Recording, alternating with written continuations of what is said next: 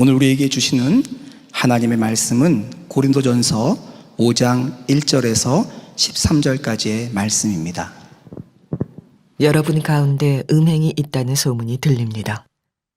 자기 아버지의 아내를 데리고 사는 일까지 있다고 하니 그러한 음행은 이방 사람들 가운데서도 볼 수 없는 것입니다. 그런데도 여러분은 교만해져 있습니다. 오히려 여러분은 그러한 현상을 통탄하고 그러한 일을 저지른 자를 여러분 가운데서 제거했어야 하지 않았겠습니까? 나로 말하면 비록 몸으로는 떠나 있으나 영으로는 함께 있습니다.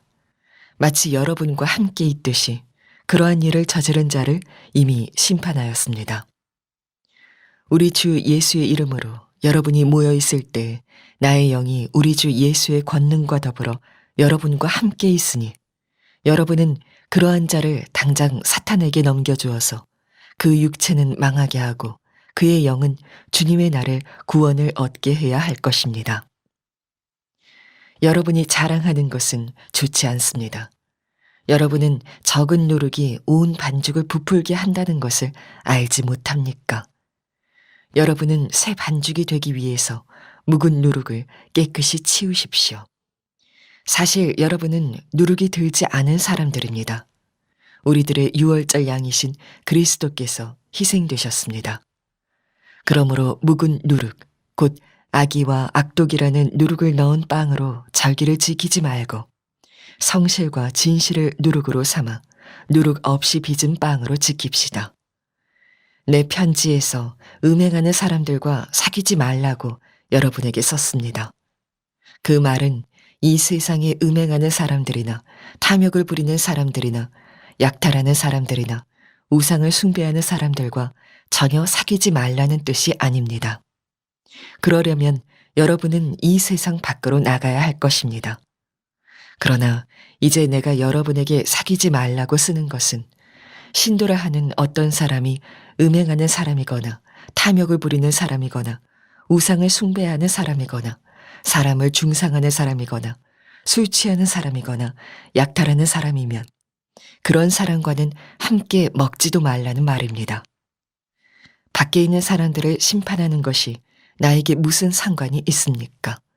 여러분이 심판해야 할 사람들은 안에 있는 사람들이 아니겠습니까?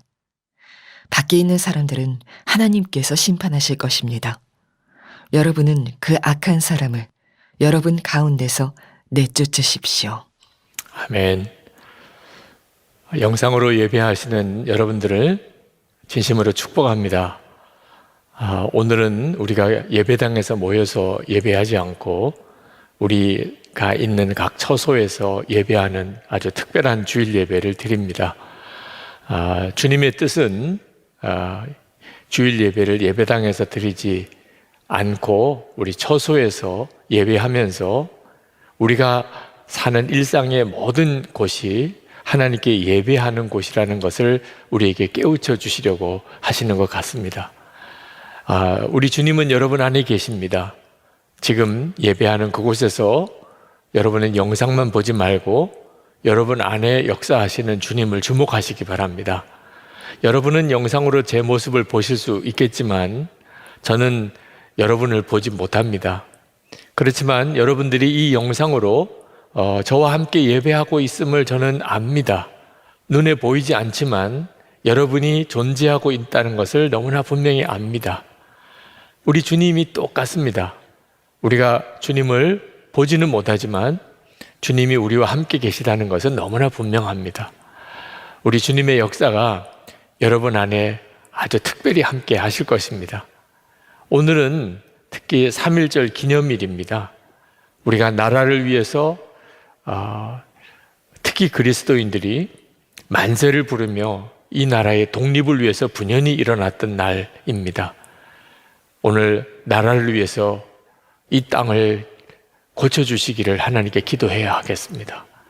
감염자들은 물론이고 보건당국과 그 공무원들과 의료인들의 수고가 참 큽니다. 하나님께서 병든 이들도 고치시고 또 이 코로나19 확산이 속히 멈추게 해주시기를, 그래서 이 나라가 다시 온전하게 되도록 여러분 꼭 기도해 주시기 바랍니다. 저와 여러분들은 예수님과 동행하는 하나님의 성전인 사람입니다. 예수님과 동행하는 사람에게는 아주 뚜렷한 특징이 있습니다. 그것은 어떤 죄인이라도 그를 관용하고 사랑하는 것입니다. 사도 바울은 자기를 심판하는 고린도 교인들을 관용하고 사랑함으로 정말 아버지의 마음을 가지고 그들을 품어줌으로 그것을 분명하게 증거해 주었습니다. 그러나 죄도 관용하라는 말은 아니라는 것을 명확하게 알아야 합니다. 이 고린도전서 5장은 지난주에 읽었던 고린도전서 4장과 분위기가 완전히 다릅니다. 그렇게 고린도 교회 교인들을 자기를 심판하기까지 하는 그들을 아버지 마음으로 품었던 사도 바울이 단호하게 그들을 내쫓으라고 어떤 사람에 대해서 그렇게 말을 합니다. 13절에 보면 여러분은 그 악한 사람을 여러분 가운데서 내쫓으십시오. 도대체 사도 바울이 왜 이렇게 말을 한 것일까요? 고린도 교회 교인들 사이에 음행이 있었다고 합니다. 고린도라는 도시 자체가 음란한 도시였습니다. 그래서 고린도 교회 교인들도 음행에 대하여 상당히 관대한 마음을 가지고 있었던 모양입니다. 그러나 정도가 너무 심하게 가기 시작했습니다. 고린도 사람들에게조차 있지 않았던 일이 그들에게 나타나기 시작했습니다. 아버지의 아내와 함께 데리고 사는 사람, 계모와 동거하는 사람까지 생긴 겁니다.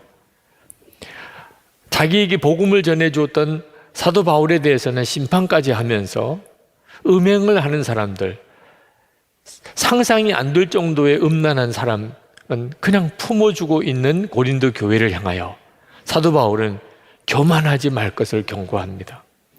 2절 말씀에 그런데도 여러분은 교만해져 있습니다.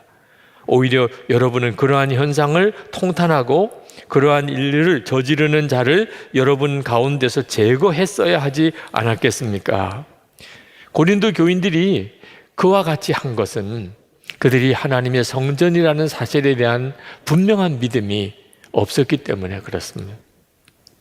사도 바울이 그런 음행을 저지르는 자를 당장 공동체에서 내어 쫓으라고 하는 말이 좀 심하게 들리는 사람도 있을 겁니다. 그렇지만 그들을 아주 정죄해서 그들을 심판하여 그들이 지옥에 가도록 만들려고 하는 것이 아니었습니다. 사도 바울이 그렇게 하라고 하는 내용은 그들이 다시 회개하고 돌이킬 수 있는 마지막 기회를 주자는 거죠. 5절에 이렇게 말씀합니다. 여러분은 그러한 자를 당장 사탄에게 넘겨주어서 그 육체는 망하게 하고 그의 영은 주님의 날에 구원을 얻게 해야 할 것입니다. 우리는 어떤 죄인이라도 자기가 잘못했다는 것을 인정하고 회개하면 우리는 그를 용서하고 또 사랑해야 합니다. 그러나 돌이키지 않으려고 하면 어떡할까요? 그에게 회개하도록 했는데도 그가 회개하지 않으면 어떻게 하죠? 내어 쫓으라는 것입니다. 계속 교회 안에 두면서 그들이 그래도 괜찮다고 생각하는 상태에 내버려 두는 것이 더 그에게는 해롭다는 것입니다. 교회에서 출교하게 됨으로 인해서 그들이 자기의 죄의 심각성을 깨닫고 회개할 수 있는 그런 마지막 기회라도 주어질 수 있다면 그렇게라도 하자는 거죠. 예수님은 우리를 죄에서 구원하기 위해서 지옥에까지 내려가셨습니다. 주님의 마음은 어떻게 해서든지 돌이켜서 회개하여 구원시키려고 하는 거죠. 사도 바울의 심정도 그와 같은 심정이었습니다. 오늘 주님께서 우리에게 주시는 메시지는 아주 명확합니다. 죄를 작게 여기지 말라는 것입니다. 죄를 아주 단호하게 제거하라는 것입니다. 세상을 살다 보면 어쩔 수가 없다. 하나님도 우리가 육신을 가지고 사는 것을 이해해 주실 것이다. 우리가 고린도 교회에 그 계모와 동거하는 것 같은 그런 죄를 우리는 지은 건 아니다. 이렇게 말하지 말라는 것입니다. 여러분, 초점은 어떤 죄가 크냐 작으냐가 아닙니다. 우리가 하나님의 성전된 자로서 예수님이 우리 안에 거하시는데 어떻게 작은 죄라도 용납할 수 있겠느냐 하는 것입니다. 주님을 바라보는 눈, 우리 안에 거하시는 주님을 바라보는 눈이 열려야 한다는 겁니다. 코로나19 사태로 우리가 지금 대단히 어려움에 처해 있습니다. 여러분, 바이러스는 눈에 보이지도 않는 아주 작은 것입니다. 그런데도 우리가 그것을 아주 두려워하잖아요. 마스크를 쓰고 항상 손을 씻고 그리고 모여서 이렇게 예배도 드리지 못하는 이런 상황 속에 있는 일이 무슨 까닭입니까? 백신도 없습니다. 전염력은 너무나 강합니다. 치료제도 없습니다. 그래서 그런 거죠. 여러분, 바이러스는 죄에 비하면 아무것도 아닙니다. 백신도 없고 우리 힘으로는 죄를 해결할 능력도 없고 전염력은 너무나 강한 그 죄가 사실 우리에게 있어서 더 심각한 문제입니다. 죄는 영적인 바이러스입니다. 죄를 그냥 내버려 두면 아주 작은 것이라도 금방 그 사람의 삶 전체를, 가정을, 교회를 완전히 죄의 소굴로 만들어버리고 맙니다. 그래서 6절에 이렇게 말씀합니다. 여러분은 적은 누룩이 온 반죽을 부풀게 한다는 것을 알지 못합니까? 죄는 아주 작은 것도 심각한 것입니다. 특히 음행의 죄는 더 그렇습니다. 사도 바울은 음행에 대해서 아주 단호하게 말합니다. 9절에 내 편지에서 음행하는 사람들과 사귀지 말라고 여러분에게 썼습니다. 여러분, 지금 우리나라가 처해져 있는 어려움은 사실 엄밀히 말하면 이 코로나 바이러스가 아닙니다. 음란의 죄는 비교할 수 없이 무섭습니다. 지금 우리 국민들의 속에 음란이 너무 무섭게 퍼져 있고 오히려 감각을 잃어버릴 정도입니다. 조시 맥도웰이라고 하는 사람이 각 나라의 국민들이 한 사람당 1년에 포르노를 위해서 쓰는 돈이 얼마인지를 조사해 본 적이 있습니다. 중국은 42달러, 미국은 47달러, 오스트리아는 123달러, 일본은 178달러입니다. 한국은 얼마일 것 같습니까? 무려 565달러입니다. 지금 우리 상태가 이렇게 되어 있습니다. 작년 10월 16일에 미국 법무부에서 전 세계 가장 최대 아동 포르노 사이트를 적발해냈습니다. 근데 그 사이트 운영자가 누군 줄 아십니까? 한국 사람이에요. 그 사이트에 접속한 사람의 70%가 한국 사람입니다. 여러분, 이것이 얼마나 무서운 일인지 알아야 합니다. 하나님이 어떻게 이 나라를 복을 주실 수 있겠습니까? 마음에는 음란으로 가득한 그 나라를 하나님이 어떻게 복을 주실 수 있겠습니까? 무기가 많으면, 최신 무기를 가지면 그게 안심이 되겠습니까? 국민 소득이 높아지면 그게 복을 받은 나라이겠습니까? 지금 우리는 진짜 심각한 것을 알아야 합니다. 그러므로 여러분, 죄에 대해서 단호해야 합니다. 사도 바울은 11절에서 이렇게 말합니다. 신도라 하는 어떤 사람이 음행하는 사람이거나 탐욕을 부리는 사람이거나 우상을 숭배하는 사람이거나 사람을 중상하는 사람이거나 술 취하는 사람이거나 약탈하는 사람이면 그런 사람과는 함께 먹지도 말라.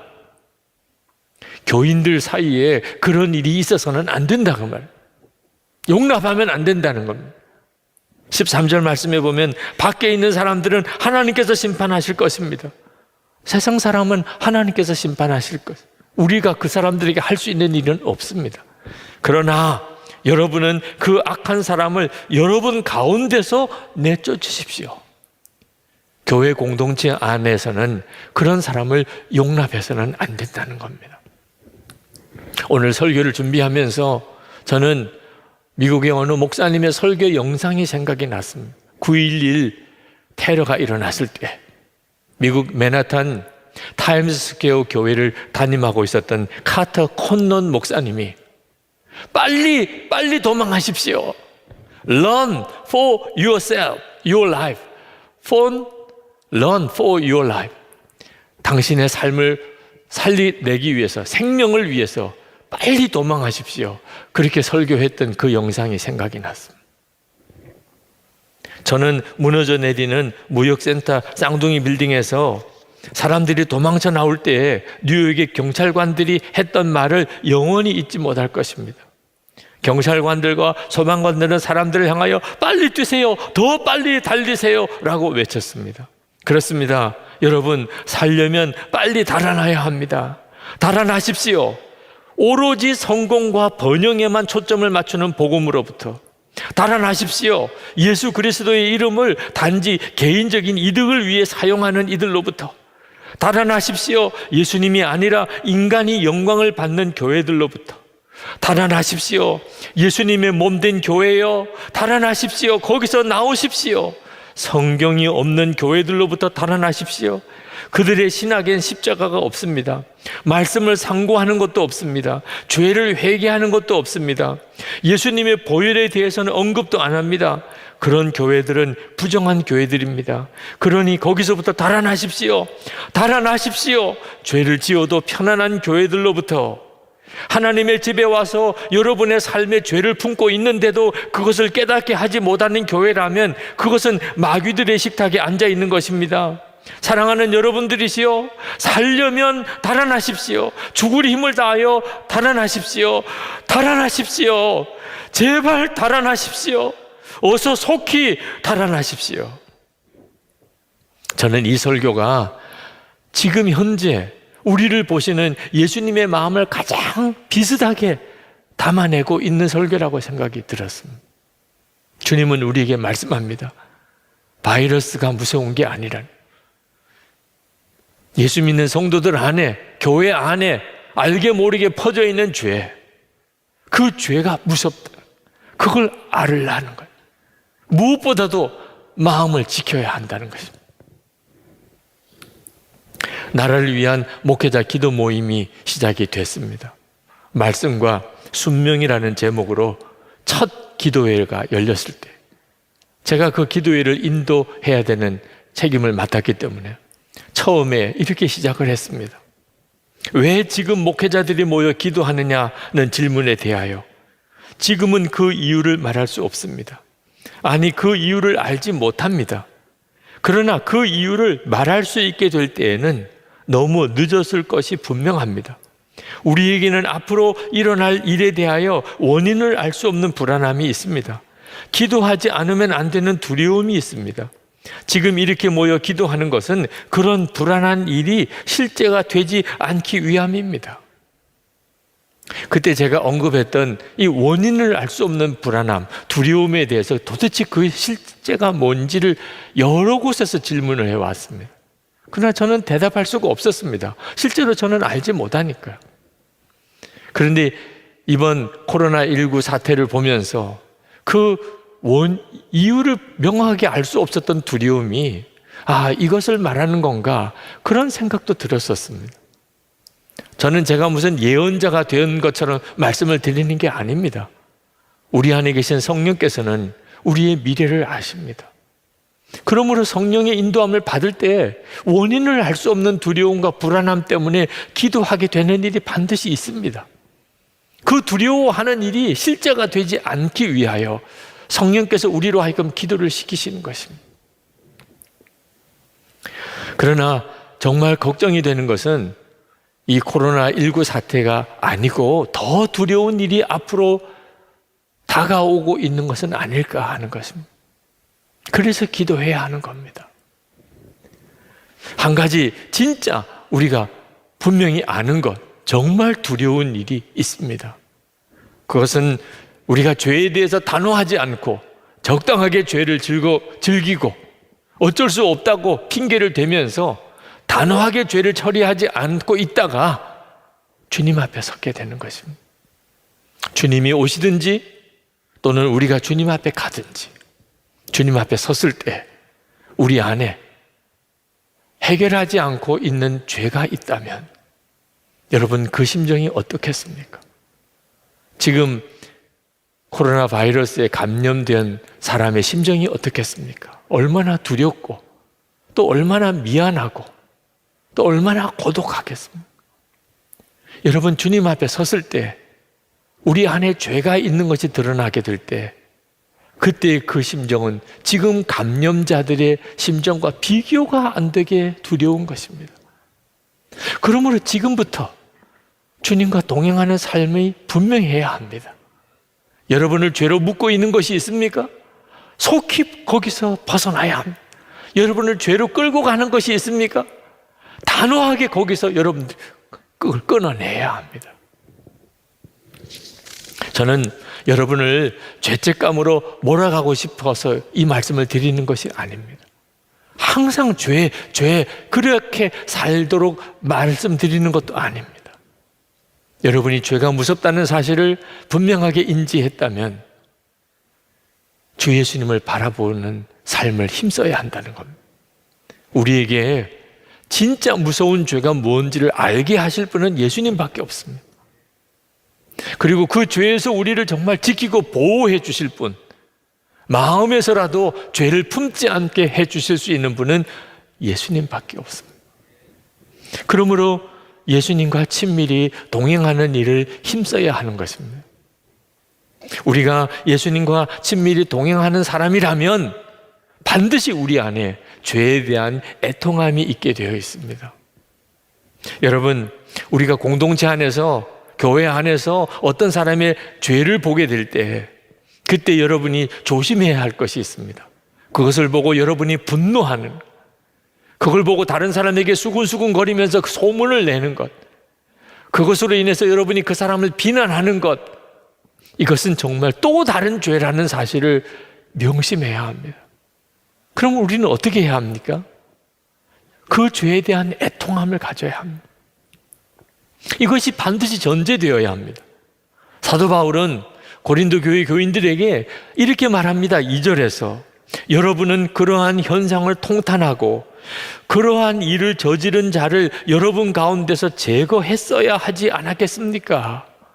먼저 죄에 대해서 통탄한 다음에 그 죄를 제거해야 한다는 것입니다. 나라를 위한 목회자 기도 모임을 하면서 하나님 앞에 우리가 무슨 기도를 드릴까? 제일 먼저 생각나는 것이 한국교회 목회자들, 우리 교인들 스스로가 먼저 하나님 앞에 우리의 죄를 회개해야 한다는 것입니다. 당연한 일이죠. 그런데 문제는 도대체 우리가 무슨 죄를 하나님께 회개해야 하는 것인가 하는 것이었습니다.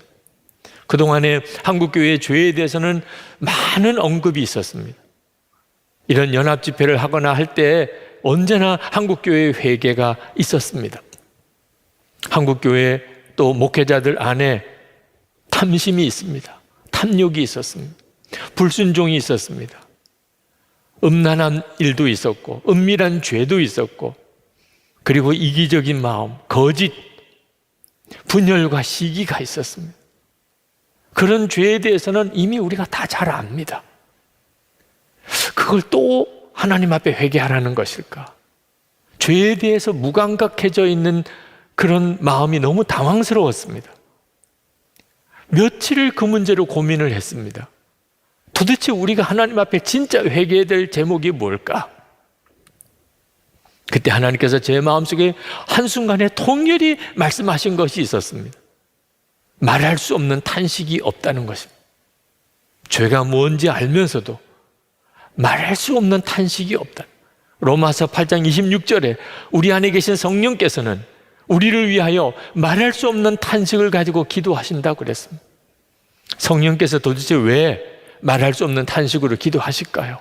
우리의 죄 때문입니다. 그런데 우리에게는 말할 수 없는 탄식이 없습니다. 그날 모인 목회자들에게 우리에게 탄식이 없다는 것에 대해서 회개합시다. 그렇게 말씀을 하는데 얼마나 저 자신에게 눈물이 나는지 몰랐습니다. 여러분, 우리가 정말 주님을 바라보게 되면 우리는 누구나 다 죄에 대한 말할 수 없는 애통함을 가지게 됩니다. 이전에 제가 목회하던 교회에 어느 교인으로부터 저에 대한 거짓 소문이 돌았던 적이 있었습니다. 그 사실을 알고 얼마나 화가 났는지 모릅니다. 그런데 하나님께서는 그 일을 공개적으로 드러내지 못하게 하셨습니다. 죽는 것 같았습니다. 그런 거짓 소문에 오해를 받고 사는 것은 그 끔찍한 일이었습니다. 숨을 쉬기가 어려웠습니다. 목회도 뭐고 다 내려놓고 싶었습니다. 그때 제 속에서 나왔던 기도는 하나였습니다. 하나님, 저는 죽었습니다. 그렇지 않으면 진짜 죽을 것 같았습니다. 내가 죽었다는 고백을 한 10번쯤 하게 되었을 때 놀라운 일이 일어났습니다. 제게 진짜 죽음이 임하는 것 같았습니다. 너무나 마음이 편안해졌습니다. 제 속에 있는 분노도, 섭섭함도, 좌절감도 다 사라져 너무나 평안해졌습니다. 그건 정말 기적과도 같았습니다. 그때 하나님께 기도했던 기도가 제게 예수님의 마음을 달라고 했습니다. 저는 죽었으니까. 그리고는 걷잡을 수 없는 통곡이 터져 나왔습니다. 왜 그렇게 애통한지, 얼마나 울었는지 모릅니다. 도대체 내가 왜 우는지를 몰랐습니다. 그러다가 깨달은 것이 예수님의 마음이구나. 그게 깨달아졌습니다. 목회 못하겠다고, 숨 못 쉬겠다고 그런 목사를 보시는 주님의 마음은 책망도 아니고 애통함이었습니다. 서로 소문내고 거짓 소문을 내고 교회 안에서 말이 이렇게 퍼져나가는 것을 보시는 주님의 마음은 슬픔 그 자체였습니다. 여러분, 우리가 어떤 죄인을 볼 때 그때 분노가 앞서면 안 됩니다. 그러면 해결 안 됩니다. 그 영혼 구원시킬 수도 없습니다. 죄에 대한 애통함이 먼저 있어야 합니다. 그게 바로 예수님의 마음입니다. 그때 공동체도 지킬 수도 있고 그 완악해진 영혼도 구원할 길도 가능해지게 되는 것입니다. 제가 참 좋아하는 어느 후배 목사님의 간증이 있었습니다. 어느 날 아침 식사를 하면서 아내가 어떤 목사님 이야기를 하였습니다. 그 목사님은 언젠가 저에게 모욕을 주었던 분이라 아내가 더 비판적으로 말하는 것 같았습니다. 그래서 아내에게 말했습니다. 여보, 지금 그 목사님을 판단하고 있는 거예요. 얼른 그 목사님을 축복하세요. 그랬더니 아내가 판단하는 것 아니에요. 있는 그대로 사실을 말한 것 뿐이에요. 했습니다. 아니에요. 판단이에요. 축복하세요. 제 말에 아내가 할 수 없는지 그 목사님을 축복하며 기도하였습니다. 하나님, 아무개 목사님을 축복합니다. 억지로 기도한다는 것이 느껴지는 기도였습니다. 그런데 그 목사님의 사모님을 위하여, 그 목사님의 자녀들을 위하여, 그 목사님이 섬기는 교회와 그 교인들을 위하여 기도하는데 점점 진심으로 축복하고 있었습니다. 그러다가 울었습니다. 아내도 울었고 저도 울었습니다. 통곡을 하였습니다. 그 이후로 저희 부부는 자신도 모르게 남의 말을 할 때마다 서로 당신 판단했어요 하면 즉시 회개하고 그 사람을 축복하였습니다. 그래서 사람을 판단하다가 축복하는 이상한 일을 반복하였습니다. 그러면서 다른 사람들을 판단하고 비난하는 말이 사라졌습니다. 여러분, 바이러스의 전염으로 인해서 지금 교회에서 모여서 예배하지 못하고 각각 처소에서 예배하고 계신 여러분, 지금 여러분 안에 있는 죄를 주목해야 합니다. 그것이 주님을 바라보는 사람의 마땅한 일입니다. 지금 우리가 주목해야 되는 것은 바이러스가 아니고 죄입니다. 주님을 바라보아야 진정 무엇이 문제가 되는지, 내게 있는 죄가 뭔지 알게 됩니다. 그리고 다른 사람의 죄에 대해서 애통한 마음을 갖게 됩니다. 그것이 예수님의 마음입니다. 그때 우리가 거룩하게 지켜지게 됩니다. 그리고 완전한 파멸로 가는 영혼을 건들 수 있는 힘을 얻게 됩니다. 이 시간에 우리 같이 기도하십시다. 우리가 살고 있는 세상은 바벨론 세상이라고들 합니다. 여기서 어떻게 다니엘처럼 살 수 있을까? 주님을 바라보는 눈을 분명히 열어야 합니다. 죄를 보는 눈도 떠야 합니다. 죄에 대한 애통함도 가져야 합니다. 그래야 우리가 삽니다. 그리고 세상을 건져낼 수 있는 힘을 얻게 됩니다.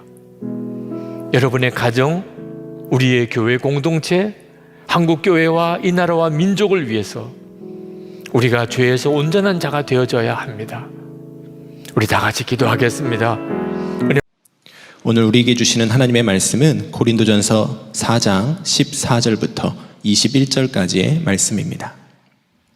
내가 이런 말을 쓰는 것은 여러분을 부끄럽게 하려는 것이 아니라 나의 사랑하는 자녀들같이 훈계하려는 것입니다. 그리스도 안에서 여러분에게는 1만 명의 스승이 있을지 몰라도 아버지는 여럿이 있을 수 없습니다. 그리스도 예수 안에서 복음으로 내가 여러분을 낳았습니다. 그러므로 나는 여러분에게 권합니다. 여러분은 나를 본받는 사람이 되십시오. 이 일 때문에 나는 디모데를 여러분에게 보냈습니다. 그는 주님 안에서 얻은 나의 사랑하는 신실한 아들입니다. 그는 그리스도 예수 안에서 행하는 나의 생활 방식을 여러분에게 되새겨 줄 것입니다. 어디에서나 모든 교회에서 내가 가르치는 그대로 말입니다. 그런데 여러분 가운데는 내가 여러분에게로 가지 못하리라고 생각하여 교만해진 사람이 덜어 있습니다. 주님께서 허락하시면 내가 속히 여러분에게로 가서 그 교만해진 사람들의 말이 아니라 능력을 알아보겠습니다. 하나님 나라는 말에 있지 아니하고 능력에 있습니다. 여러분은 무엇을 원합니까? 내가 채찍을 들고 여러분에게로 가는 것이 좋겠습니까? 그렇지 않으면 사랑과 온유한 마음을 가지고 가는 것이 좋겠습니까? 여러 가지로 마음 심란한 뉴스들이 많은 때 주의 평강이 여러분에게 있기를 축복합니다. 이런 상황에서 주 예수님을 더욱 주목해서 바라보셔야 합니다.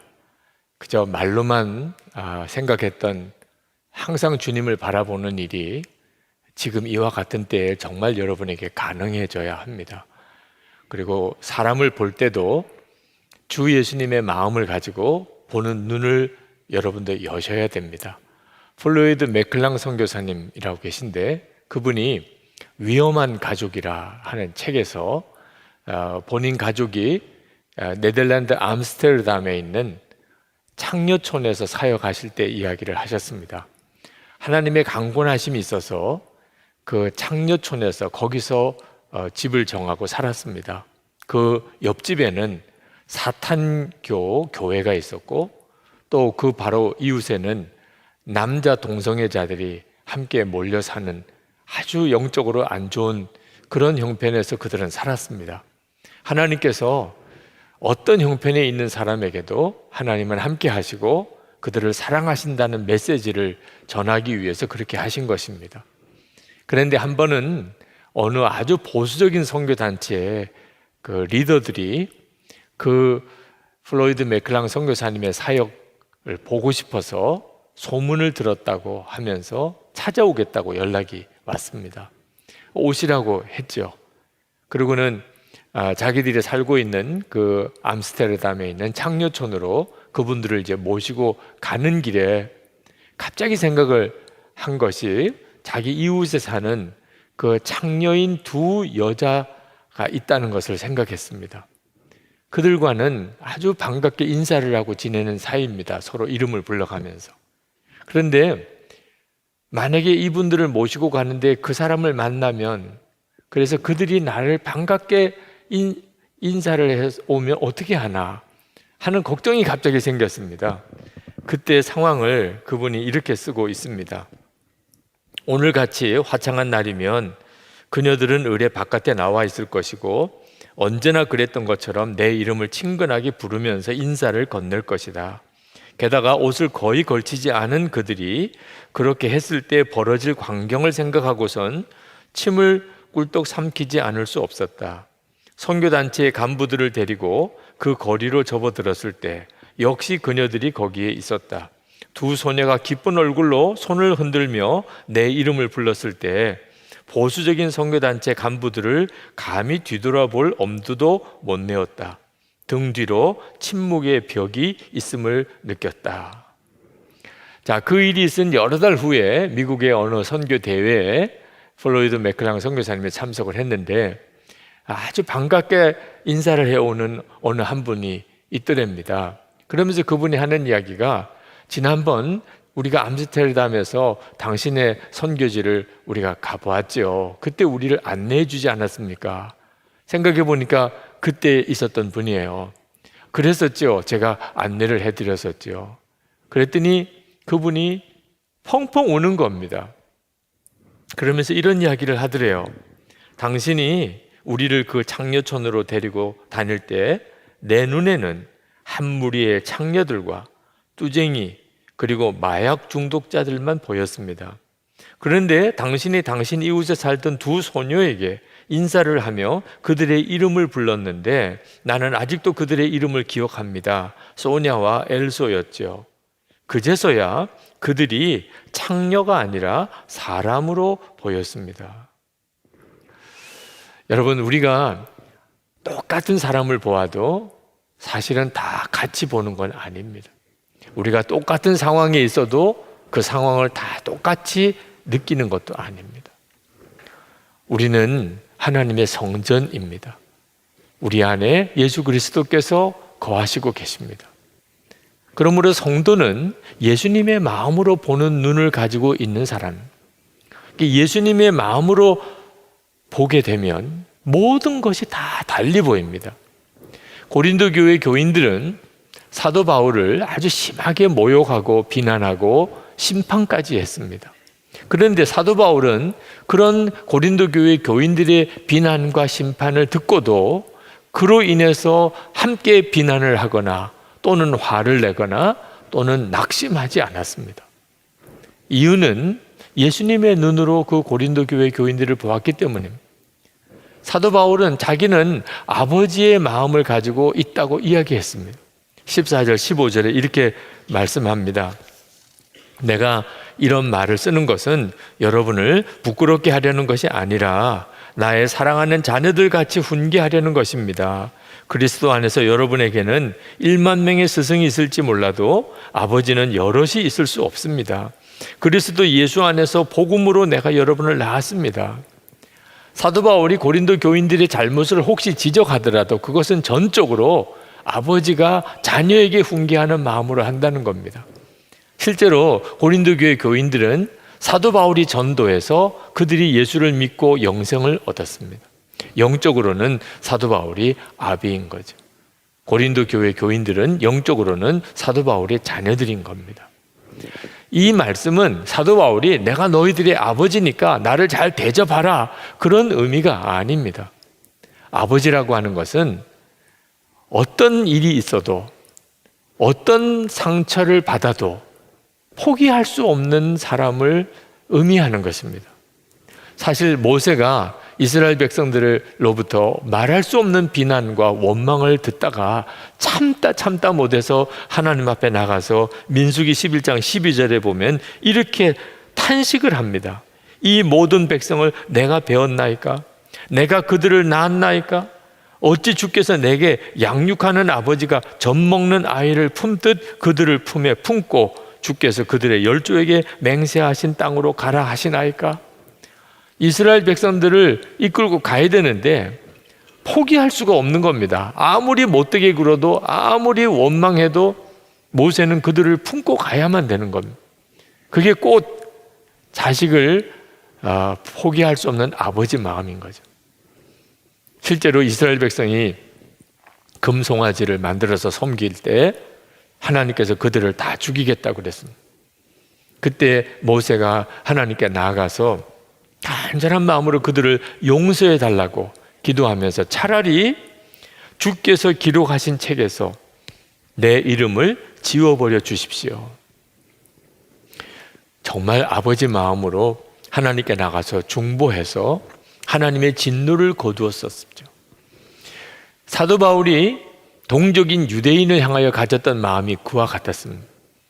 유대인들은 예수님을 십자가 못 박아 죽이고 부활의 복음을 받아들이지 않고 그리고 교회를 핍박했습니다. 그게 얼마나 안타까운지. 그러나 그 동족 유대인들이 다시 하나님께 돌아오게 되기를 간절히 기도하면서 사도 바울은 자신이 저주를 받아 그리스도에게서 끊어질지라도 원하는 바로라, 그렇게 고백을 했습니다. 바로 이것이 아버지 마음인 겁니다. 내가 너희들의 영적인 아버지다, 그런 말을 하는 것은 포기할 수 없다. 너희들이 어떻게 못되게 하더라도 나는 너희를 포기할 수 없다, 그런 뜻입니다. 근데 여러분, 사도 바울만 아닙니다. 하나님의 성전, 우리 안에 하나님이 계셔서 나를 성전 삼으신 성도가 되었다면 우리 모두가 다 똑같이 이런 마음을 가지고 사람을 대하게 됩니다. 십자가에서 우리를 대신해서 죽으신 예수님의 마음이 꼭 그 마음이기 때문에 그렇습니다. 예수님이 한 번은 말할 수 없이 타락한 삶을 살면서 사람들로부터 버림을 받고 마음은 돌덩어리처럼 딱딱해진 사마리아 여인을 만난 적이 있습니다. 그녀는 도무지 마음을 열지 않으려고 했지만 예수님께서 결국은 그녀의 마음을 여시고 그에게도 영생을 주셨습니다. 그리고는 예수님이 너무 기쁘셔서 제자들이 음식을 가져다가 드시라고 하니까 나는 배부르다, 먹지 않고도 배가 부르다고 하셨어요. 그때 예수님의 심정이 어떤 심정이었겠습니까? 잃어버린 딸을 되찾은 아버지의 마음입니다. 잃어버린 딸이었던 거예요, 사마리아 여인이. 예수님이 십자가에 달리실 때 그때 예수님 옆에 달렸던 강도 하나가 예수님에게 요청을 했습니다. 예수여, 당신의 나라에 임하실 때 나를 기억하소서. 그때 예수님께서 당신도 십자가에 못 박혀서 말할 수 없이 고통스러운 순간에 있음에도 불구하고 그 강도에게 친절하게 대답을 합니다. 내가 진실로 내게 이르노니 오늘 내가 나와 함께 낙원에 있으리라. 여러분, 평생 죄짓고 살다가 정말 못되게 살다가 십자가에 달려 죽어야 되는 그런 죄수가 마지막 순간에 기도했다고 천국에 갈 수 있는 겁니까? 그게 옳은 겁니까? 그래도 되는 겁니까? 논쟁할 수 있지요. 그런데 예수님께서 당신이 십자가에 달려있는 그 기가 막힌 상황에서도 그 죄수에게 내가 오늘 나와 천국에 있을 거라고 말씀하신 이유는 하나입니다. 잃어버린 아들을 되찾은 아버지의 마음입니다. 저는 예수님을 항상 바라보려고 하면서 참 놀라운 은혜를 받은 것이 바로 하나님이 저를 이 사마리아 여인처럼 그 십자가에 함께 달렸던 죄수처럼 그렇게 저를 받아주시는 것이 마음에 느껴지는 거예요. 저는 십자가의 예수님의 용서와 하나님의 은혜를 수도 없이 들어서 압니다. 그러나 머리로 안다고 가슴으로 느껴지는 것은 아니었어요. 그런데 예수님을 항상 바라보고 늘 주님을 생각하려고 하면서 아, 주님이 나를 그렇게 사랑하시는구나. 사마리아 여인처럼 십자가의 강도처럼 그렇게 나를 아들로 여기시는구나. 그게 느껴지는 거예요. 그러면서 제 안에 일어난 변화가 저도 다른 사람을 그렇게 대하게 마음이 바뀌어지는 겁니다. 십자가의 용서와 하나님의 은혜에 대하여 그렇게 알고도 싸우는 이유가 뭐지요? 마음에 느껴지지 않아서 그런 거죠. 우리가 하나님의 성전인 사람이라 예수님이 내 안에 계시다 교리로만 알아서는 아무런 삶의 변화가 없습니다.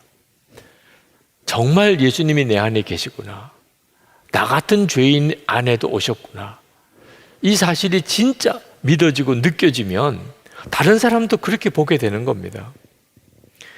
예수님의 마음으로 보았기 때문에 사도 바울은 욕을 먹으면 도리어 축복하여 주고 박해를 받으면 참고 비방을 받으면 좋은 말로 응답했던 것입니다.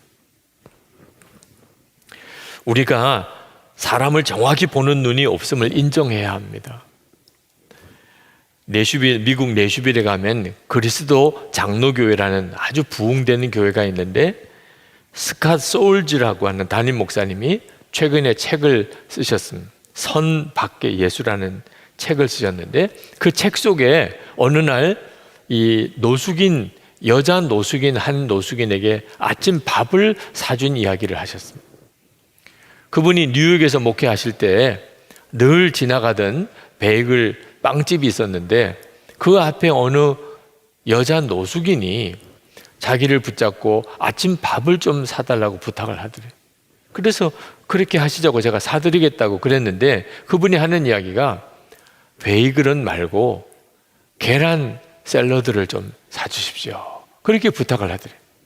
그래서 그분을 보면서 웃으면서 아 그러세요 이렇게 대답은 했지만 마음은 아주 불쾌하더라고요. 아니 지금 구걸해서 먹는 사람 입장에서 무슨 메뉴를 택할 그런 처지냐. 아니 베이글 사주면 베이글 먹는 거고 계란 샐러드 사주면 계란 샐러드 먹는 거지 뭘 이거 사달라고 말을 하느냐 그런 느낌이 들더라는 거죠. 베이글은 하나가 57센트고 계란 샐러드는 6달러입니다. 돈이 없어서 그런 게 아니고 그 자세가 너무 틀렸다 이런 생각이 들더라는 거죠. 그러나 그냥 요구하는 대로 계란 샐러드를 사다가 주었대요. 그랬더니 그가 그 샐러드를 받아들고는 너무 미안해 하면서 이런 이야기를 하더랍니다. 너무 미안합니다. 제가 주제넘게 이런 계란 샐러드를 사달라고 요청한 것은 제가 이에 염증이 심해서 그 베이글을 도무지 씹어 먹을 수가 없는 형편입니다. 하도 배가 고픈데 좀 부드러운 음식을 먹고 싶어서 부탁을 드렸습니다. 그 말을 듣고 너무 놀랐다는 거예요. 만약에 내가 그 이야기를 듣고 얼굴에 아주 불쾌한 안색을 내비쳤다면 그에게 얼마나 내가 마음 아프게 했을까. 겉으로는 웃었지만 속으로는 그 여자를 아주 빈정거리고 아주 불쾌하게 대했던 것이 너무 마음이 괴롭더라고 하는 그런 내용을 쓰셨어요. 우리가 어떻게 사람의 형편을 다 알겠어요? 우리가 어떤 환경에 무슨 일이 있는지를 어떻게 우리가 다 정확하게 알 수 있어요? 그래서 우리는 항상 모든 상황에서 주님을 바라보고 주님의 마음을 구해야 합니다. 주님의 마음으로 보게 해주십시오. 사도 바울은 고린도 교인들에게 자기를 본받으라는 어떻게 생각하면 아주 교만한 말씀을 하셨습니다. 16절에 그러므로 나는 여러분에게 권합니다. 여러분은 나를 본받는 사람이 되십시오. 어떻게 사람이 그렇게까지 교만하게 말할 수 있을까요? 근데 이 말은 사도 바울이 내가 항상 주님의 마음을 품고 모든 것을 보고 판단하려고 하는 것처럼 여러분들도 항상 주님을 바라보고 주님의 마음을 품고 모든 것을 보십시오. 그런 의미인 거예요. 사도 바울이 그 일에 대한 예를 들기를 디모데를 예를 듭니다. 디모데에게 고린도 교회에 편지를 가져가서 전하게 했던 모양입니다. 그런데 그 디모데가 누구냐 하면 고린도 교인처럼 사도 바울이 복음을 전해서 구원받은 영적인 아들이었습니다. 그런데 그 디모데를 고린도 교회 교인들에게 이렇게 소개를 합니다. 17절에 그는 그리스도 예수 안에서 행하는 나의 생활 방식을 여러분에게 되새겨 줄 것입니다. 어디에서나 모든 교회에서 내가 가르치는 그대로 말입니다. 다시 말하면 고린도 교인들이 볼 때 디모데를 보면 꼭 사도 바울을 보는 것 같을 것이다. 그런 뜻입니다. 내가 어디서나 가르쳤지 않습니까? 내가 어디서나 그렇게 살지 않았습니까? 그리스도 예수 안에서 행하는 나의 생활 방식을 디모데도 그대로 가지고 있습니다. 그래서 디모데 보면 나 보는 것 같을 것입니다. 그게 제자인 거죠. 그런데 디모데는 사도 바울이 낳은 영적인 아들이고 사도 바울의 제자, 사도 바울 사는 대로 사는 사람이었습니다. 그렇지만 엄밀히 말하면 예수님의 제자입니다. 사도 바울이 살았던 게 뭡니까? 그리스도 예수 안에서 행하는 생활 방식이라고 그랬어요. 그대로 살았다는 겁니다. 그러니까 디모데를 누가 보면 예수님 보는 것 같았다는 거예요. 예수님 안에서 사는 사람이라는 거예요. 누구든지 사도 바울을 보면 예수님 보는 것 같았습니다. 이제는 내가 사는 것 아니요 내 안에 그리스도께서 사시는 것이다. 사도 바울이 이 말씀을 한 것은 고린도 교회 교인들 여러분도 디모데 같이 그렇게 될 수 있습니다. 그 말은 지금 저에게나 설교하는 저에게나 여러분 모두에게 지금 영상으로 이 설교를 듣는 모든 사람에게 동일하게 적용되는 것입니다. 우리는 하나님의 성전입니다. 우리 안에 예수님이 정말 거하시는 것을 우리가 진짜 믿고 주님을 계속 바라보고 산다면 누구나 우리를 보면 그리스도 예수 안에서 행하는 사람의 모습을 보게 되는 것입니다. 그게 예수님의 마음으로 모든 것을 보는 사람이라는 뜻입니다. 우리가 정말 하나님의 성전인 사람인지는 공동체 안에 시험이 생기면 금방 드러나게 됩니다. 19절 20절에 주님께서 허락하시면 내가 속히 여러분에게로 가서 그 교만해진 사람들의 말이 아니라 능력을 알아보겠습니다. 하나님의 나라는 말에 있지 아니하고 능력에 있습니다. 사도 바울이 고린도 교회를 이제 다시 방문하면 그 고린도 교회 지도자들의 말을 들을 게 아니고 능력을 보겠다는 거예요. 그때 그 능력이 뭡니까? 예수 그리스도를 볼 수 있는가 하는 거예요. 그 사람을 보면 예수님 보는 것 같은가? 여러분 지금도 우리가 어떤 지도자들을 따라갈 때 잘 분별해야 합니다. 그 사람의 말을 듣는 게 아니고 그 사람을 보면 예수님을 보는 것 같은가? 하나님의 성전인 사람인가? 그 점이 분명해야 합니다. 능력 중에 능력은 은사나 기적을 행하는 게 아니고 예수님 그분이 드러나는 것입니다. 예수님이 가장 큰 능력이시잖아요. 사도 바울은 고린도 교인들에게 채찍을 들고 가기를 원하느냐 이렇게 물었습니다. 21절에 여러분은 무엇을 원합니까? 내가 채찍을 들고 여러분에게로 가는 것이 좋겠습니까? 그렇지 않으면 사랑과 온유한 마음으로 가지고 가는 것이 좋겠습니까? 채찍을 들고 가다니 너무 무서운 말씀을 하셨죠. 옛날에 그 당시 때는 부모가 자녀들을 훈계할 때 채찍을 때렸습니다. 매를 든 거죠. 근데 사도 바울이 이 말을 한 것은 채찍을 들고 가고 싶지 않다는 뜻입니다. 만약에 진짜 채찍을 들고 가서 때릴 마음이 있었다면 말 안 하고 가서 때리죠. 내가 채찍을 들고 가랴? 그 말은 무슨 뜻입니까? 채찍을 들고 가고 싶지 않다는 뜻입니다. 여러분, 하나님은 우리가 회개하고 돌이키기를 오래 기다리십니다. 정말 오래 기다리십니다. 그래서 어떤 사람은 하나님이 진짜 징계하시는지를 믿지 않는 사람도 많습니다. 그렇지만 하나님은 우리를 채찍으로 고치기를 원하지 않으시니까 하는 거지. 하나님은 징계하실 수 있는 분이십니다. 하나님이 우리를 죄에서 온전히 돌이키게 할 수 있는 방법 간단합니다. 하나님이 한번 채찍을 대시면 두 손 두 발 다 들고 하나님 살려주세요. 하나님 한 번만 살려주세요. 이번만 살려주시면 하나님 제가 다시는 죄 짓지 않고 하나님 말씀대로만 살겠습니다. 못하실 것 같아요. 이번 코로나19 사태를 한번 보십시오. 우리가 오늘처럼 이렇게 예배 드릴 거라고는 상상을 했습니까? 하나님이 한 번만 손을 대시면 지금 이 상황은 유도 아닙니다. 근데 하나님은 그렇게 하고 싶지 않으신 거예요. 그래서 우리에게 채찍을 들고 갈까? 그렇게 말씀하시는 거예요. 부모가 자녀들에게 너 또 그렇게 하면 진짜 매 맞아? 이렇게 말하는 것과 똑같은 거죠. 한 번은 저희 친구 목사님이 고등학교 때 수학 선생님 이야기를 하더라고요. 그 선생님은 한 번도 떠들지 말라는 말을 안 하는데도 그 반은 항상 조용하더라고요. 다른 반은 선생님이 그렇게 떠들지 마 그러는데도 시끄러운데 그 수학 선생님 반만큼은 다 조용하다. 왜? 옆 사람하고 이야기만 하면 선생님이 분필을 던지는 거예요. 경고가 없어요. 떠들지 마라. 너 떠들면 이런 일을 당한다. 이런 경고 없어요. 그냥 조금만 고개 돌리면 분필이 날라오는 거예요. 그러니까 다들 꼼짝없이 아무 말 하지 않고 조용히 수업을 한다는 거예요. 하나님도 그렇게 하실 수 있지요.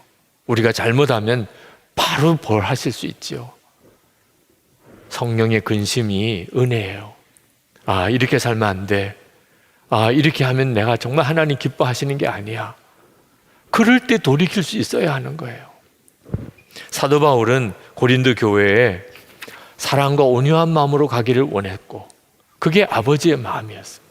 그리고 그렇게 문제가 많았던 고린도 교회가 결국은 다 바로 서게 됩니다. 여러분, 우리 주위 상황이 어려워질 때 우리는 더욱 주님을 바라봐야 됩니다. 예수님의 마음으로 보려고 하면 우리 자신이 주님을 바라보는 눈이 뜨여져 있어야 합니다. 주님을 바라보지 못하는 사람은 이런 지금과 같은 상황이 벌어질 때 모이기가 힘들고 예배드리기도 힘들고 기도 함께 하기도 힘들 때 그때는 영적으로 다 무너집니다. 우리가 예수 동행 일기를 쓰면서 매일 주님을 바라보는 일을 꾸준히 해야 되는 이유, 이런 상황이 올 수 있기 때문입니다.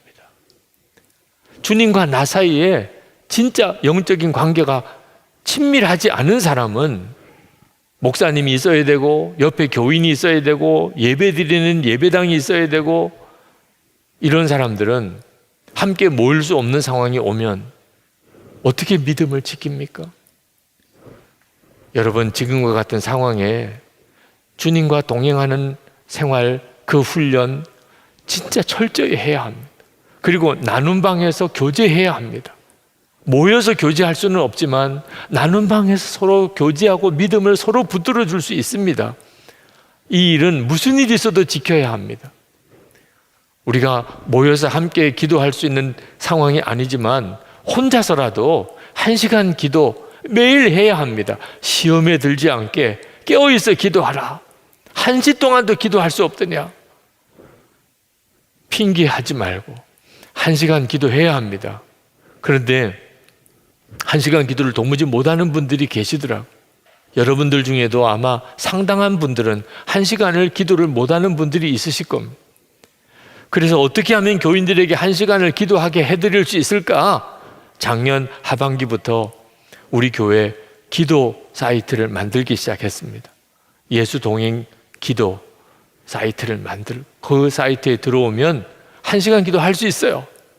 처음 찬양부터 시작해서 성경 말씀과 매 합심 기도 제목과 그리고 개인 기도를 할 수 있도록 1시간 동안 기도할 수 있게끔 어디서든지 휴대폰만 있으면 그 사이트를 열고 1시간 기도를 접속에 들어오면 기도할 수 있게 됐어요.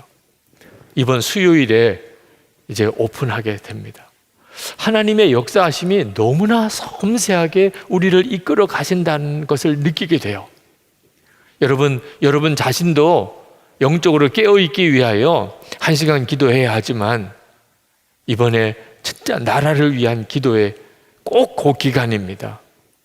40일 동안 나라를 위해서 릴레이 금식 기도를, 한 끼 금식을 하든 하루를 금식을 하든 릴레이 금식하면서 그냥 밥만 굶는 것이 아니고 1시간 기도를 하자는 것입니다. 지금 이처럼 어려운 때에 성도가 해야 될 일이 나라를 위해서 거룩한 손을 들고 기도하는 것입니다. 그냥 두려워만 할 일이 아닙니다. 주님을 바라보는 눈이 이와 같은 때에 더 분명하게 열릴 수 있음을 믿으셔야 됩니다. 어느 선교사님이 청년 대학부 시절에 중국 청해성에 단기 선교를 갔던 적이 있었습니다. 그때 당시에 중국 상황은 지금보다도 더 어려워서 도무지 예수 믿는 사람이라고는 절대로 드러내면 안 되는 상황이었습니다. 그들은 그저 봉사단체처럼 가서 중국 청해성에서 거기서 그 땅을 위해서 기도하는데 주일이 되었습니다. 자, 드러내고 예배 드릴 수는 없는 상황이고, 그렇다고 주일에 예배를 안 드릴 수도 없고, 그 리더들이 결정하기를 우리 주일 새벽에 해가 뜨기 전에 은밀하게 조용히 일어나서 한 방에 모이기로 했습니다. 거기서 예배를 드리기로. 예배를 인도하는데 찬송 시간에 찬송을 부를 수가 없는 겁니다. 그래서 찬송 인도자가 우리 이 시간에 침묵으로 소리, 입 모양만으로 찬송을 부릅시다.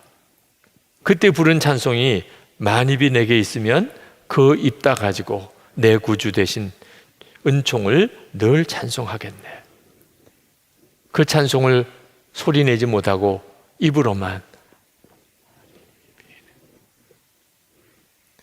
그 찬송을 부르는데 속에서 너무나 뜨거운 것이 밀려오면서 흐느끼기 시작을 했습니다. 다 울었습니다. 참 기가 막히죠. 소리 내어서 찬송 못 부르는 그 상황 속에서 예배의 기름 부음이 임한 겁니다. 성령의 역사하심을 체험한 거예요. 모두가 다. 그 단기 선교 갔던 모든 사람이 다 이렇게 많은 사람들이 모여서 마음껏 소리 불러 찬송할 때 경험해 보지 못했던 주님의 강력한 임재를 거기서 경험을 했다는 거예요. 그리고 이분이 선교사로 헌신하게 됩니다. 주님은 진짜 살아계시구나. 정말 우리의 예배를 받으시는구나. 여러분, 그 소리 내어서 찬송하지 못하던 그날 주님이 그 순간에 임하셨겠습니까? 늘 같이 계셨죠. 그런데 그 순간에 눈이 뜨인 것뿐이죠. 지금도 마찬가지입니다. 오늘도 이렇게 다 모여서 예배할 수 없는 그런 상황 속에 있는 지금 이때 영상으로 지금 이 예배를 드려서 혼자 지금 집에서 사무실에서 예배 드리시는 분들, 여러분 눈이 열리셔야 합니다. 주님은 지금도 우리와 함께 계십니다. 지금 이 어려운 때에 더 주님을 바라보는 눈이 뜨일 수 있습니다. 우리가 진짜 주님을 바라보고 예수님의 마음으로 볼 수 있는 사람이 된다면 가정이든 교회든 일터든 어떤 공동체든지 우리는 살려낼 수 있습니다. 어떤 어려움보다도 우리 주님은 더 크신 분이십니다. 여러분 안에 함께 계시는 주님을 주목하시고 주님의 마음으로 이 어려운 때를 여러분이 능력 있게 살아가시고 다른 사람들을 주님의 눈으로 보실 수 있게 되기를 바랍니다. 나라 위에서 거룩한 손을 들고 기도하는 기도의 사명자들이 다 되시기를 축원합니다. 기도합시다. 우리 시간 다 함께 우리와 함께 계시는 주님을 바라보는 눈을 열어주시기를, 주님의 눈으로 이 어려운 상황을 보게 해주시기를, 우리를 통해서 하나님께서 우리 가정과 교회와 이 나라를 고쳐주시기를 간절한 마음으로 기도하겠습니다. 오늘 우리에게 주시는 하나님의 말씀은 고린도전서 3장 1절부터 23절까지의 말씀입니다. 봉독은 1절부터 9절, 16절, 17절 말씀만 읽겠습니다.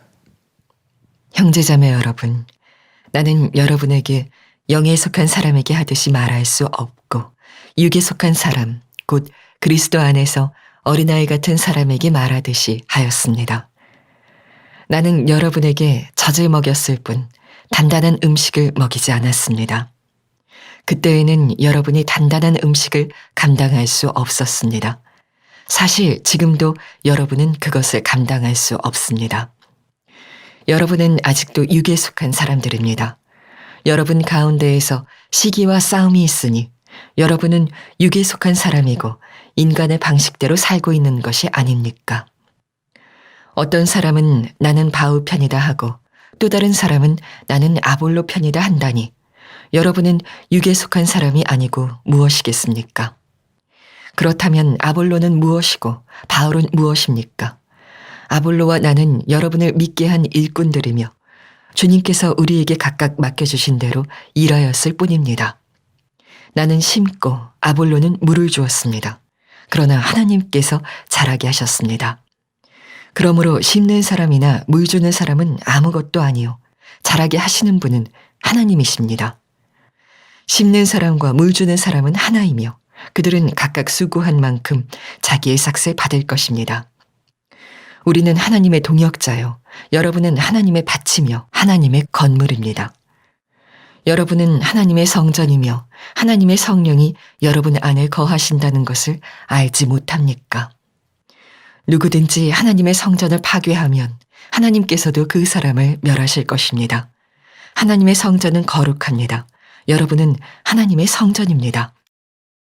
여러 가지 어려운 소식들이 많은데 오늘도 하나님께 나와 예배하고 또 여러 사정 때문에 인터넷으로 예배를 드려야 되는 분들 모두에게도 주의 은혜가 함께 하시기를 축복합니다. 어려울 때일수록 주 예수님과 더 동일하게 또 깊이 친밀하게 그렇게 동행하게 되시기를 바랍니다. 우리가 세상을 이길 힘은 오직 주님과 동행하는 데 있습니다. 사도 바울이 고린도에 편지를 쓴 이유는 고린도 교회 안에 시기와 다툼이 일어났다는 소식을 들었기 때문에 그렇습니다.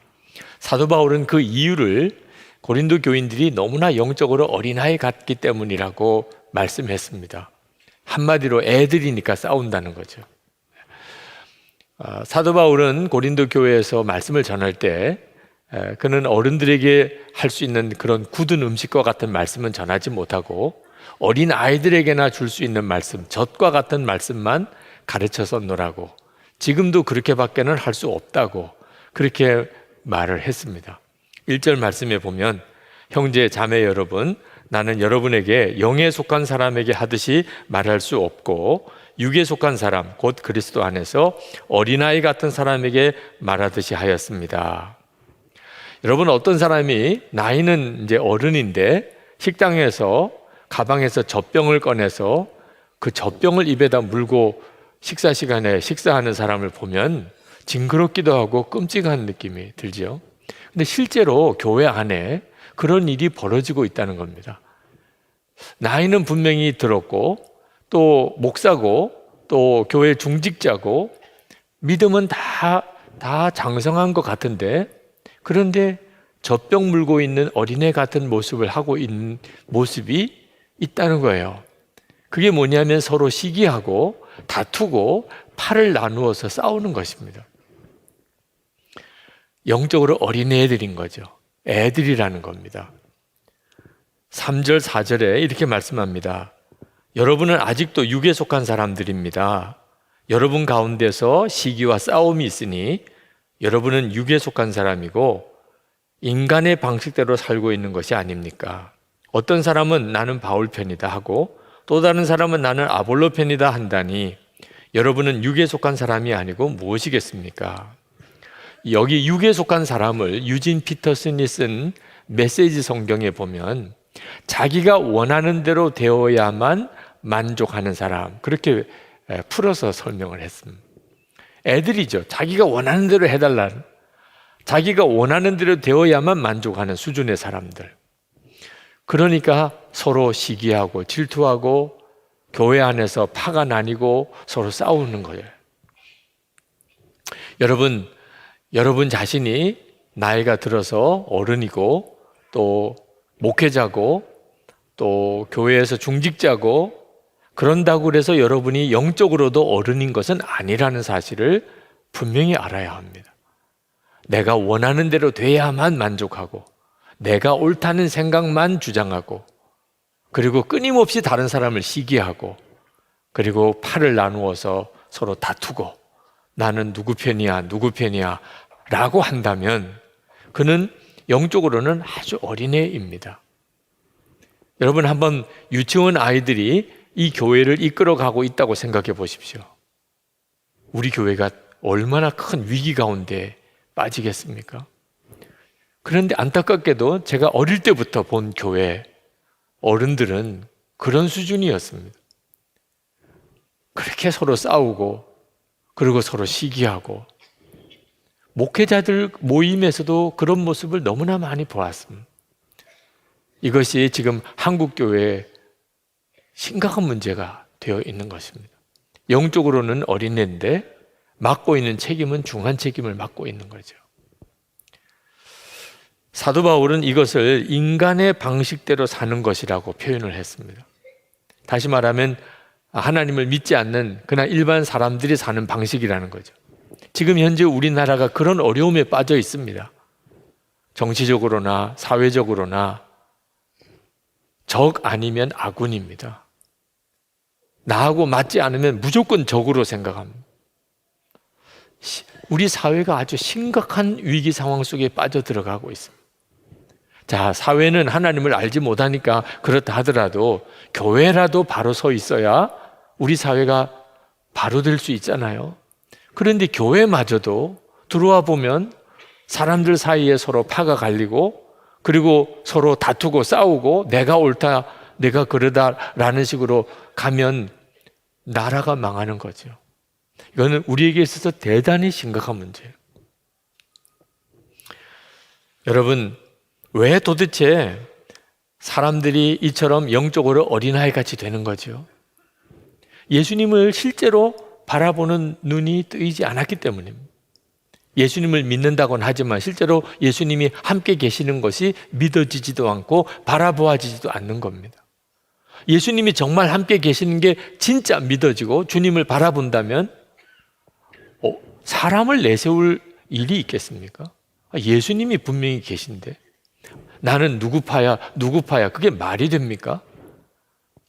큰 소리 내고 싸울 수 있습니까? 예수님이 바로 옆에 계신데 주님을 바라보면서 어떻게 서로 시기 질투하고 다투고 팔을 나눌 수가 있겠습니까?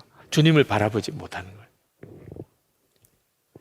사도 바울은 고린도에 복음을 전했습니다. 그리고 그 뒤에 아볼로가 이어 맡아서 고린도 교회에 목회를 했습니다.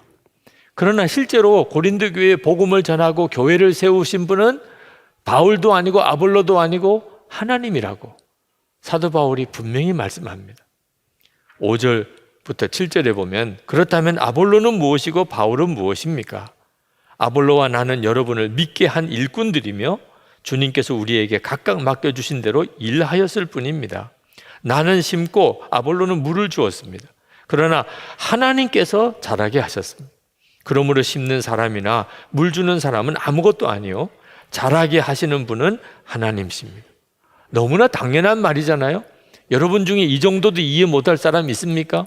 그런데도 실제로 교회 공동체로 모여보면 왜 그렇게 서로 다툼이 많고 파가 갈리는지요. 실제로는 예수님이 함께 계시는 것이 안 보이는 겁니다. 그래서 9절에 우리는 하나님의 동력자요 여러분은 하나님의 밭이며 하나님의 건물이라고 말씀하고 있습니다. 교회는 예수 그리스도 외에는 다른 기초가 없습니다. 유기성 목사도 이 교회에서 예수님의 종일 뿐이지 이 교회의 기초 아닙니다. 나는 어느 목사파다, 나는 어느 목사파다, 나는 어느 장로파다 없습니다. 교회는 오직 예수 그리스도만이 기초입니다. 11절에 아무도 이미 놓인 기초이신 예수 그리스도밖에 또 다른 기초를 놓을 수 없습니다. 12절에서 15절까지 보면은 어떤 교회든지 주님 오실 때 다 불로 한번 검증을 받는다고 말씀하고 있습니다.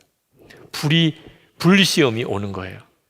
이유는 하나입니다. 그 교회가 진짜 예수님의 교회인지를 검증하는 겁니다. 불시험이 왔는데 금과 은과 보석으로 지은 그런 교회는 끄떡없습니다. 다시 말하면 예수님이 진짜 그 교회의 주인이신 교회, 살아 역사하시는 교회는 불시험이 올 때 오히려 예수님의 역사와 존재가 더 분명하게 드러납니다. 그런데 나무나 또는 풀이나 짚으로 그렇게 만든 교회가 있는데 이런 교회는 다 불타버립니다. 불시험이 올 때. 그건 사람의 노력이나 사람의 비전이나 사람이 가지고 있는 어떤 열심을 가지고 세워진 교회입니다. 예를 들면 이렇습니다. 어느 교회 가면 그 교회에 언제 나왔느냐고 하는 게 자랑인 그런 사람들이 있습니다. 우리 주님 앞에서 얼마나 창피한 일입니까? 교회 일찍 그 교회에 등록한 게 뭘 그렇게 자랑거리가 됩니까? 얼마나 그 교회에 헌금 많이 했느냐 그걸 자랑으로 삼는 교인도 있습니다. 신학교 어느 신학교에서 공부했는가 그걸 자랑으로 하는 목사님들도 계십니다. 그런 것들이 바로 나무나 풀이나 짚으로 세운 것들입니다. 불시험이 오면 진짜 창피할 노릇입니다. 우리 주님 앞에 섰을 때 그런 거나 자랑하고 있었던 사람들이 얼마나 창피하고 두렵겠습니까? 1948년에 중국이 공산당 치하에 들어갔습니다. 공산당 정부가 교회를 눈에 가시처럼 생각을. 그래서 모든 선교사를 다 추방했습니다. 모든 목사를 다 감옥에 가뒀습니다. 모든 예배당 다 문 다 걸어 잠그고 못 박았습니다. 예배 못 드리게 했습니다. 그래서 많은 교회가 결국은 다 무너졌습니다. 그런데 참 놀랍지요. 그런 상황에서 선교사도 목사도 없고 예배당도 다 문 닫았는데 더 부흥되는 교회가 있었습니다. 더 부흥이 되는 거예요. 그런 교회를 예수 가정교회라고 말합니다. 가정교회, 중국의 유명한 가정교회. 그 교회는 예수님이 중심이었습니다. 예수님만 바라보는 교회였어요. 선교사 바라보거나 목사 바라보거나 예배당 건물 바라보거나 하지 않았어요. 예수님이 정말 그들의 진짜 믿음의 대상이었어요. 그런 교회는 그런 상황에서도 더 부흥이 되는 거예요. 여러분, 우리 교회도 불시험을 견뎌낼 수 있는지 준비된 교회여야 합니다. 그렇게 예수님을 바라보자, 24시간 주님을 바라보라, 그렇게 권하는 이유가 거기에 있어요. 도대체 뭘 준비하자는 거죠? 우리 교회가 또 여러분 자신이 하나님의 성전인 것을 분명하게 아는 것입니다. 16절 말씀에 여러분은 하나님의 성전이며 하나님의 성령이 여러분 안에 거하신다는 것을 알지 못합니까? 우리가 하나님의 성전입니다. 그 말은 개인적으로 성령께서 우리 안에 성령 하나님이 내 안에 거하시니 내 몸이 성전이죠. 그런 우리들이 모였으니 우리가 모이는 곳에 항상 주님이 같이 계시지요. 그러니 우리가 성전인 것입니다. 절대로 이 건물이 성전이 아닙니다. 이 사실을 예수를 안 믿는 불신자들은 도저히 알 수가 없습니다. 그래서 교회 성도들이 모인 것은 그저 사람들이 모인 어떤 단체인 줄로 생각합니다. 성령님이 안 보이니까. 그냥 교회도 그냥 사람들이 모인 단체의 하나로 여깁니다. 그런데 문제는 교인들 중에도 성령께서 자기 안에 거하시고 우리 가운데 계신 것을 모르는 교인들이 있다는 겁니다. 듣기는 들었는데 실제로는 믿어지지 않는 겁니다. 그러니 교인들이 모인 속회나 또는 교회 안에 어떤 공동체 모임이 사람들끼리 모인 곳인 줄로 여기는 사람들이 있습니다. 그렇게 되면 어떻게 됩니까? 시기하고 질투하고 서로 싸우고 팔을 갈리는 일이 벌어지게 되는 겁니다. 주님은 바라보아지지 않고 사람들만 보이니까. 이게 얼마나 무서운 건가를 알아야 합니다. 그것은 하나님의 성전을 무너뜨리는 거예요. 예수님의 몸을 찢는 것입니다. 본인이 그걸 전혀 모르니까 그냥 그런 무서운 죄를 짓고 있는 거예요. 17절에 누구든지 하나님의 성전을 파괴하면 하나님께서도 그 사람을 멸하실 것이다. 성도들끼리 서로 싸우고 갈라지는 것이 하나님의 성전을 파괴하는 것이고 예수님의 몸을 찢는 겁니다. 사도 바울이 아직도 예수를 믿기 전에 스데반을 순교하게 했고, 그리고 또 다른 예수 믿는 사람들이 있다는 소문을 듣고 다마스커스로 쫓아가고 있었습니다. 그때 그 도중에서 예수님을 만났어요. 빛보다도 더 강력한 빛으로 주님이 사울에게 임했습니다. 눈이 멀었어요. 도대체 이분이 누군가? 사울아 사울아 하시는데 도대체 뉘시오니까 그때 예수님께서 깜짝 놀랄 말씀을 하셨어요. 나는 내가 핍박하는 예수다. 사도 바울이 자기는 예수님을 핍박한 적이 없어요. 예수 믿는 성도들 교회를 핍박했지 사도 바울은 예수님을 직접 만나본 적도 없어요. 그런데 예수님은 내가 핍박하는 예수랄. 그 말은 교회와 예수님은 같이 보셨다. 교회가 핍박을 당했는데 예수님이 핍박을 당했다고 예수님은 말씀하셨어요. 여러분, 교회 공동체는 그렇게 쉽게 생각할 공동체가 아닙니다. 그냥 사람들끼리 모였으니까 뭐 싸우는 일도 있고 시기 질투도 있고 서로 파도 나뉘고 절대로 그렇지 않습니다. 정말 무서운 일이에요. 우리는 하나님의 성전이에요. 우리 안에 성령 하나님께서 계시고 그 성령 하나님은 우리를 예수님을 바라보게 하고 있어요. 여러분은 하나님의 성전입니다. 이 말씀을 명심하고 살아야 돼요. 시기와 다툼이 있는 사람은 영적으로 어린아이라고 그래서 영적으로 성숙한 사람은 시기심도 없고 다툼도 없는 줄로 생각하면 오해예요. 영적으로 성숙한 사람도 육신을 가지고 있기 때문에 끊임없이 시기하는 마음, 다투는 마음, 화가 난 마음 일어나요. 영적으로 성숙한 사람도 똑같아요. 사도 바울이 사도행전 15장에 보면 바나바와 엄청 싸웠어요. 마가라는 사람을 데려갈 거냐 말 거냐 하는 문제로. 그래서 바울과 바나바가 따로따로 전도 여행을 떠났을 정도예요. 영적으로 성숙한 사람도 똑같은 사람이에요. 화도 나고 시기심도 생기고 육신적인 어떤 욕망도 똑같이 일어나요. 다른 게 뭡니까 도대체 그러면? 영적으로 성숙한 사람이 다른 것은 주님이 함께 계시는 것을 정말 믿고 그 주님을 바라보는 눈이 뜨였다는 거예요. 시기심이 일어나지만 주님을 바라보면 그 시기심으로 살 수가 없어요. 화도 나지만 주님을 바라보면 화를 낼 수가 없어요. 사람의 욕구와 욕심은 누구나 똑같죠. 그런데 주님이 함께 계시는 것이 진짜 믿어지니까 내 마음의 욕심과 정욕은 십자가에 못 박은 거예요. 그리고 오직 주님께 순종하게 되는 겁니다. 그 점만 다를 거예요. 그러니 여러분, 주님을 바라보는 눈이 뜨인 사람이 영적으로 성숙한 사람이에요. 주님이 함께 계신데 주님이 나와 함께 계신 것을 믿지도 못하고 바라보지도 않으니까 어린아이 같이 하는 거예요. 계속 자기가 원하는 대로만 되려고, 자기가 생각하는 것만 옳다고 그러고, 그리고 서로 싸우고 시기하고 질투하게 되는 거예요. 교회 공동체가 맨 싸움판이 되어버리는 거죠. 주님을 바라보지 못하니까 그런 것입니다.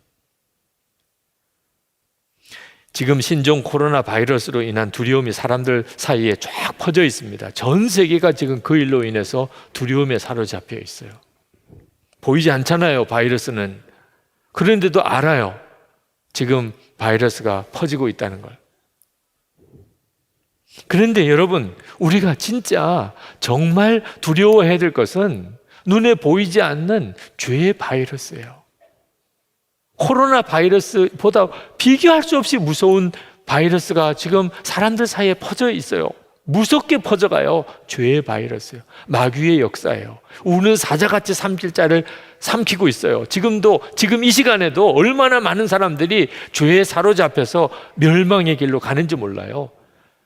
사망자 통계가 계속 나오고 있는데 영원한 멸망에 빠지는 사람의 통계는 얼마나 더 끔찍하게 많을까요?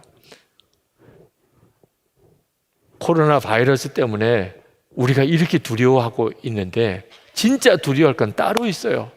죄의 바이러스예요.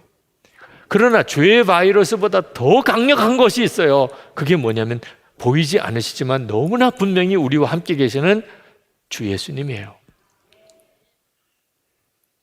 여러분, 그 보이지 않는 코로나 바이러스를 의식해서 여러 가지로 조심하고 생활도 완전히 패턴도 바뀌고 사람들 모이는 곳에는 가지도 않으려고 그러고 그렇게 손도 열심히 깨끗하게 씻고 보이지 않지만 바이러스가 지금 이렇게 전염되고 있다는 사실을 아니까 바뀌잖아요. 근데 성령께서 내 안에 계시고 주 예수님이 내 생명이시라는 걸 여러분이 진짜 의식하기 시작하면 코로나 바이러스를 의식하는 것 비교가 안 되는 삶의 변화가 일어나요. 그게 우리에게 있어서 그렇게 어려운가요? 아니, 지금 여러분들이 그 영향을 경험하고 있잖아요. 지금 눈에 보이지 않는 바이러스가 존재하고 있다는 것을 여러분이 다 느끼고 있잖아요. 그러니까 여러분의 생활 패턴을 바꾸잖아요. 여러분이 진짜 예수님이 여러분과 함께 계시다는 것을 정말 믿고 의식하기 시작하면 여러분의 삶 전체는 완전히 달라지게 돼요. 보이지 않지만 증상은 분명합니다. 코로나 바이러스가 정말 지금도 이렇게 우리 가운데서 퍼지고 그렇게 전염되고 있나? 누가 열이 나고 기침을 하고 폐렴 증상이 나타나고 와 정말 역사하고 있구나. 알지요. 증상을 보니까 아는 거야. 눈에는 안 보이지만. 여러분 죄의 바이러스가 진짜 역사하고 있나? 음란함, 욕심, 탐심, 거짓 그런 일들이 사람들 속에 일어나고 있잖아요. 야 진짜 죄의 바이러스가 진짜 역사하고 있구나. 어떻게 사람이 저렇게 변할 수 있어? 우리가 증상이 나타나는 거 보니까 알 수 있잖아요. 여러분 성령님께서 지금 우리 가운데 진짜 계신가요? 역시 증상을 보면 알 수가 있어요. 여러분 예배 드릴 때 주 예수님의 이름을 부르고 하나님을 아버지라고 부르고 기도하고 그리고 찬송하고 오늘 이처럼 하나님께 예배 드려야지 그런 마음이 여러분 안에 이렇게 역사하는 것 자체가 다 여러분 안에 성령께서 역사하시는 증상이에요. 눈으로는 볼 수가 없어요, 성령님을. 그러나 여러분은 이미 다 알아요. 여러분 안에 성령님이 역사하고 있다는 걸. 그래서 오늘 이렇게 교회에 오신 거잖아요. 우리의 일상생활 속에서 우리도 주님이 우리와 함께 계시는 것을 다 알게 돼 있어요. 여러분 교회에 와서나 예수님이 주님입니까? 여러분 교회에 와서나 하나님이 아버지이십니까? 여러분이 집에 있어서 똑같잖아요. 직장에 있어서도 뭐가 다릅니까? 여러분 안에 예수님을 주님이라고 고백하고 하나님을 아버지라고 그렇게 부르게 해주시는 분이 여러분 안에 계시잖아요. 나는 그리스도인이야. 하나님은 내 아버지시여. 성령께서 여러분에게 책망하시고 근심하시는 것을 다 경험하잖아요. 하나님의 일을 하고 싶은 소원이 생기고 전도하고 싶고 용서해야 되고 사랑해야 된다는 마음이 일어나는 일들이 여러분에게 실제로 일어나고 있잖아요. 그 성령님을 주목하셔야 돼요. 이것이 바로 하나님의 성전된 자예요. 주님이 내 안에 계시구나. 내 안에 역사하고 계시구나. 그때부터 우리의 삶은 바뀌는 거예요. 밑사람 모임 때 어느 집사님하고 이야기를 나누는데 자기가 어려서부터 교회를 다녔지만 자발적으로 새벽 기도는 그날 처음 나왔다는 거예요. 어째서 그렇게 나올 마음이 들었습니까? 자기가 하나님을 그동안에 멸시하고 살았다는 것을 깨달았다는 거예요. 어떻게 그걸 깨달았습니까? 민수기 14장을 읽는데 이스라엘 백성들이 가나안 땅에 정탐꾼을 보냈는데 10명이 돌아와서 얼마나 악평을 하는지 우리가 그 가나안 땅 들어가면 다 죽는다는 거예요.